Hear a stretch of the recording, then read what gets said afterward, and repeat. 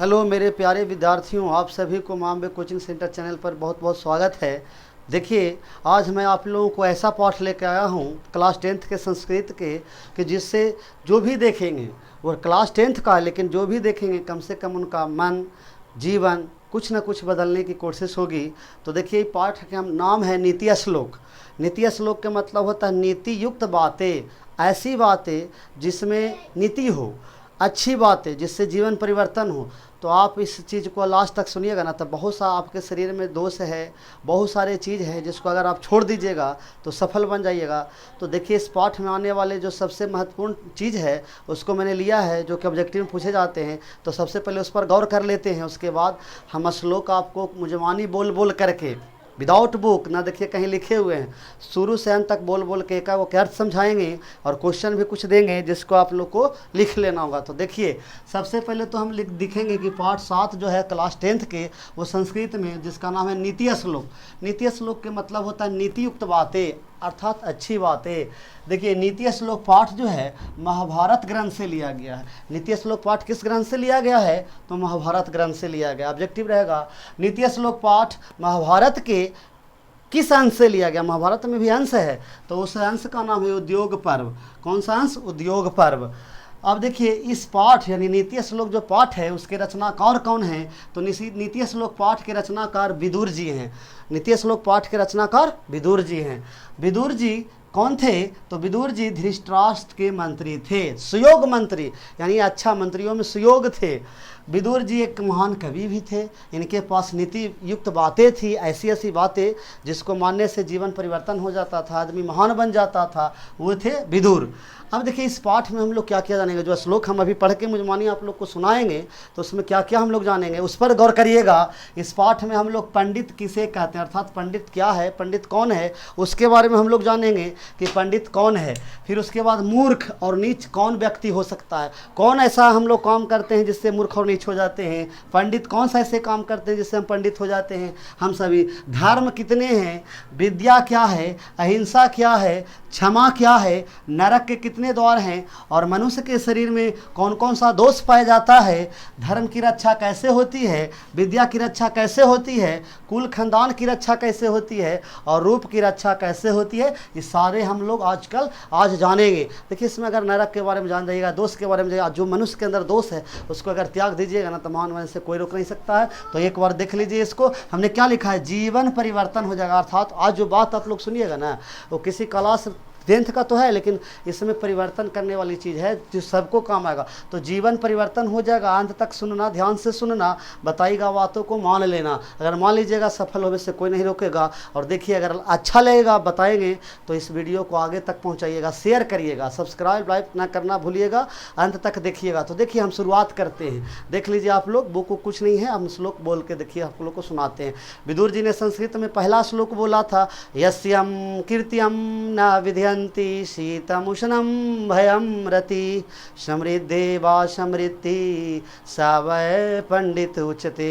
यस्यं कीर्त्यं न विधयन्ति शीतमुष्णं भयं रति समृद्धे वा समृद्धि सा वै पंडित उच्यते। अर्थात पंडित किसे कहा जाता है, तो उसके बारे में देखिए बताया गया है कि जिस यस्यम कीर्त्यम न विधयन्ति, जिस व्यक्ति के द्वारा किए गए कार्य को कोई ना मिटा सके, कोई विघन ना डाल सके, और जिस व्यक्ति के द्वारा किए गए कार्य को न तो जाड़ा, न तो गर्मी, और न तो भय हो, जो व्यक्ति न तो किसी से डरता हो, और जो सुख और दुख में एक समान रहता हो, वो पंडित कहलाता है। तो देखिए, यस्यम कीर्त्यम न विधयन्ति शीतम उष्णम भयम रति समृद्धे वा समृद्धि स वै पंडित उच्यते। इसका अर्थ हो गया, जिस व्यक्ति के द्वारा किए गए कार्य को कोई हानि नहीं पहुंचाता है, जिसके कार्य में न तो ठंड हो न तो गर्मी हो, अर्थात वह व्यक्ति किसी से डरे नहीं, जो सुख दुख में एक समान रहे, वह पंडित कहलाता है। तो पंडित क्या है वो आप जान गए।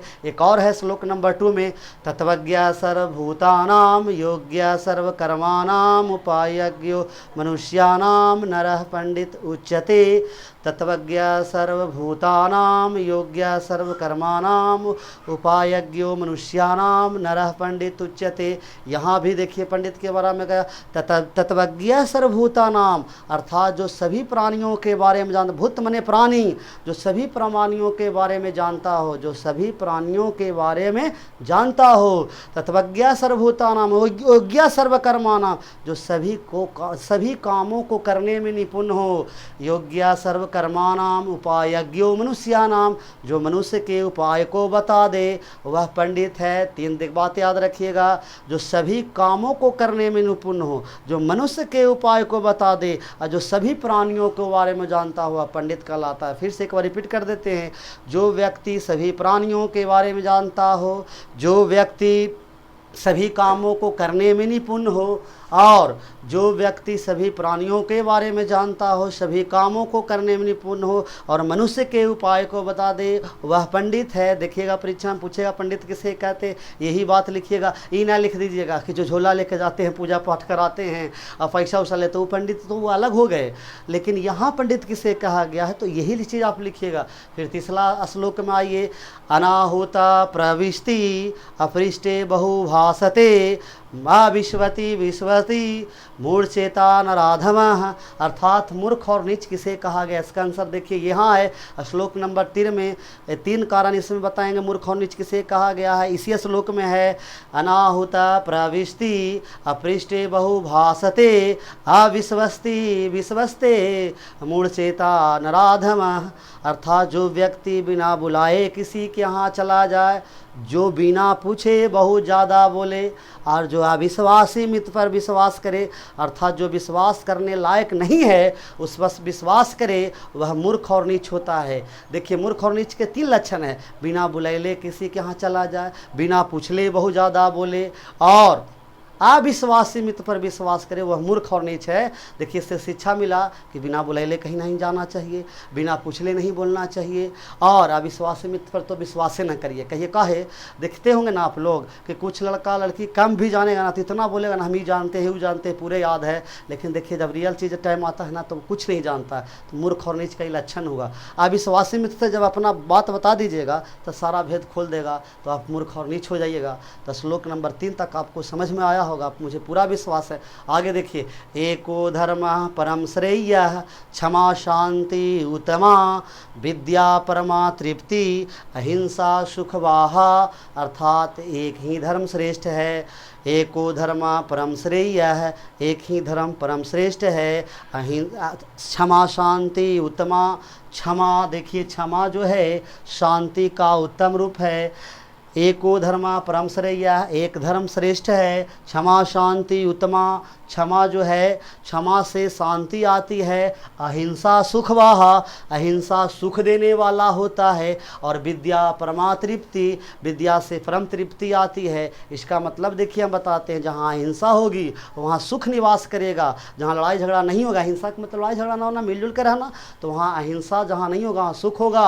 और विद्या परमा तृप्ति, बात को एकदम विद्यार्थी को एकदम क्लियर समझ लेना चाहिए। यानी जो आप सपनों में ना सोचे हैं ना कि हम क्या होंगे, आने वाला समय में हमारा पास क्या होगा, वो आपको विद्या दिला सकता है, आपकी गरीबी को मिटा सकता है। जो आप ना सोचे हैं कभी सपना में, वो दिला सकता है। इसलिए विद्या को परमा तृप्ति कहा गया है। परम तृप्ति का मतलब होता है जैसे आप खाना खाते हैं ना, तब पेट जब भर जाता है तो कहते हैं क्या अब हमको और ना चाहिए। तो विद्या परम तृप्ति देने वाला चीज़ है। तो विद्या पर फोकस करिएगा, अहिंसा का जीवन में पालन करिएगा। एक ही धर्म श्रेष्ठ है और क्षमा कर देने से शांति आती है। तो श्लोक नंबर 3 विचार भी आपको क्लियर हुआ होगा। एको धर्म परम श्रेय क्षमा शांति उत्तमा विद्या परमा तृप्ति अहिंसा सुखवाहा।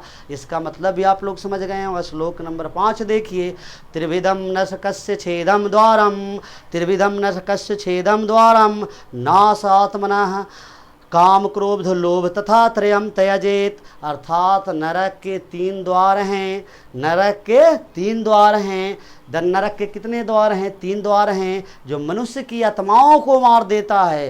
नरक के 3 द्वार हैं जो मनुष्य की आत्माओं को मार देता है। और ये तीनों द्वार जो है काम क्रोध और लोभ। देखिए काम और काम, क्रोध और लोभ, ये तीनों जो है ना वो मनुष्य के नरक के द्वार है, और इससे क्या होता है ना, मनुष्य की आत्मा मर जाती है। इसीलिए काम, क्रोध और लोभ को छोड़ देना चाहिए। अब देखिए हम बताते हैं काम क्या है। काम का मतलब हुआ सेक्स, अर्थात हम किसी के वासना में घिर जाते हैं तो वो काम कहलाता है। लोभ, किसी दूसरे चीज़ के वो अपना मानने बैठते हैं तो वो लोभ होता है। क्रोध, गुस्सा आ जाना, तुरंत भर में आपा खो देना, ये तीनों आपको नरक की ओर टिल देगा। तो यहाँ भी आपको नरक के कितने द्वार है? 3। कौन कौन है वो जान गए। इसको जीवन में दम त्याग दीजिए।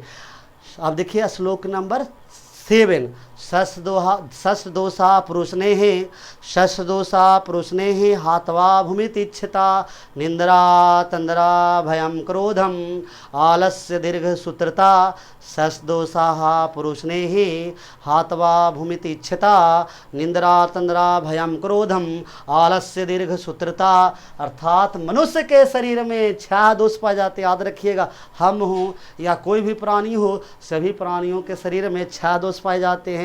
लेकिन जो व्यक्ति 6 दोष को त्याग देता है ना, वो जीवन में अमीर हो जाता है, उसके पास किसी चीज़ की कमी ना होती है। लेकिन जिस व्यक्ति के पास 6 दोष रहता है ना, जिंदगी भर काम करते करते थक जाता है, कभी अमीर नहीं होता है। क्योंकि वो काम करेगा कैसे जब 6 दोष उसके यहाँ विद्यमान रहेगा, तो कर ही नहीं पाएगा, फेलुअर हो जाएगा। तो यहाँ पर विदुर जी बहुत अच्छी बात बताए हैं। शस्त्रदोषा पुरुषनेहा हाथमा भूमितिच्छता निंद्रा तंद्रा भयं क्रोधम आलस्य दीर्घ सूत्रता।